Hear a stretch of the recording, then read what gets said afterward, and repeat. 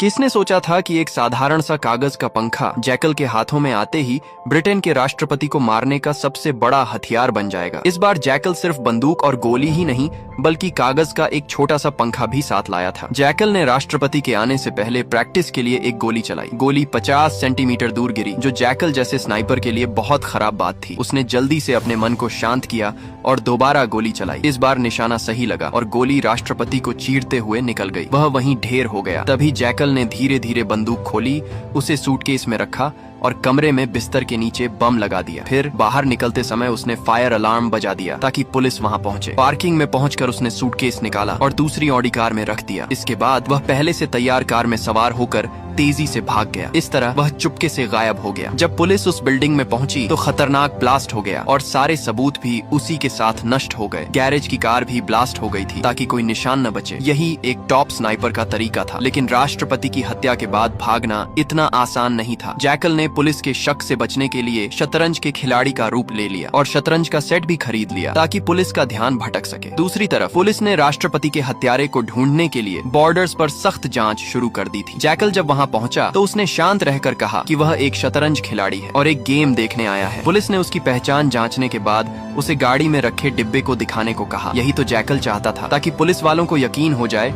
कि वह शतरंज खिलाड़ी ही है। पुलिस ने उसका पतला दुबला शरीर देखकर सोचा कि वह शायद मुर्गी भी न मार सके और उसे जाने दिया। जल्द ही जैकल फ्रांस पहुंच गया। एक इंटरनेट कैफे में जाकर उसने अपनी यूएसबी कंप्यूटर में लगाई और अपने कॉन्ट्रैक्टर से पूछा कि राष्ट्रपति को मारने का पैसा कब आएगा। जैकल आज तक उस कॉन्ट्रैक्टर से नहीं मिला था। वह मिलना चाहता तो था, लेकिन अगले कॉन्ट्रैक्ट के लिए $10 लाख सुनकर उसका मन डोल गया। उसने और कुछ नहीं सोचा और हाँ कर दी। उसने कहा कि 5 लाख काम से पहले, बाकी के बाद में। कॉन्ट्रैक्टर भी मान गया और उसे लोकेशन बता दी। जैकल पहले लोकेशन पर गया। वहाँ कॉन्ट्रैक्टर की एक एजेंट ने जैकल को नया टारगेट दिखाया, लेकिन जब उसे टारगेट का पता चला तो उसने कीमत 5 लाख से सीधे 10 करोड़ कर दी, क्योंकि यह टारगेट दुनिया का सबसे अमीर आदमी था और उसकी सुरक्षा बहुत सख्त थी, जिसे मारने में काफी मेहनत लगेगी। इसके बाद जैकल ने स्पेन में अपने विला में पहुंचकर देखा कि उसकी पत्नी बच्चों के खिलौने समेट रही थी। जैकल को सामने देखकर उसकी पत्नी का दुखी चेहरा एक मासूम मुस्कान में बदल गया। पत्नी को लगा कि वह अपनी बिजनेस ट्रिप से जल्दी लौट आया है, लेकिन उसे नहीं पता था